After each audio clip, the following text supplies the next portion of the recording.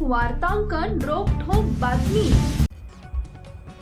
टीएमसीचे खासदार अभिषेक बॅनर्जींवर हल्ला, शर्ट फाडला, चोर चोर अशी घोषणाबाजी। टीएमसीचे खासदार अभिषेक बॅनर्जी यांच्यावर हल्ला करण्यात आल्याची घटना समोर आली। खासदार अभिषेक बॅनर्जी यांच्यावर काही अज्ञात व्यक्तींनी अंडी फेकत त्यांचा शर्ट फाडला आहे। तसेच यावेळी अभिषेक बॅनर्जी यांच्या दौऱ्यादरम्यान चोर चोर अशी घोषणाबाजी करण्यात आली। पश्चिम बंगालमधील सोनापूरमध्ये ही घटना घडली आहे। या घटनेनंतर सोनापूरमध्ये मोठा तणाव निर्माण झालेला आहे। दरम्यान पश्चिम बंगालमधील सोनापूर या ठिकाणी अभिषेक बॅनर्जी हे निवडणुकीनंतर हिंसाचारातील पीडितांच्या कुटुंबियांना भेटण्यासाठी गेले होते। मात्र यावेळी खासदार अभिषेक बॅनर्जी यांच्यावर हल्ला झाला असल्याचं सांगितलं जात आहे आणि त्यांच्या या दौऱ्यादरम्यान अभिषेक बॅनर्जी यांच्यावर अंडी फेकत दगडफेक करण्यात आली, तसेच त्यांचा शर्ट फाडण्यात आल्याचा आरोप टीएमसीने केला आहे।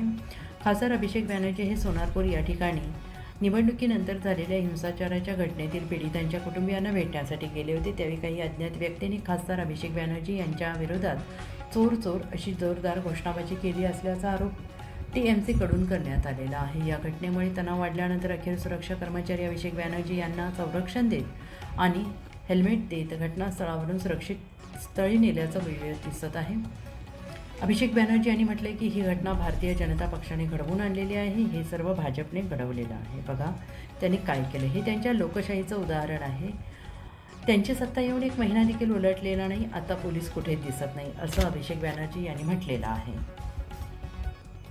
महाराष्ट्रातील महत्त्वाच्या आणि ताज्या बातम्या पाहण्यासाठी आमच्या जय हो न्यूज चॅनलला सबस्क्राईब करा आणि बेल आयकॉन प्रेस करा।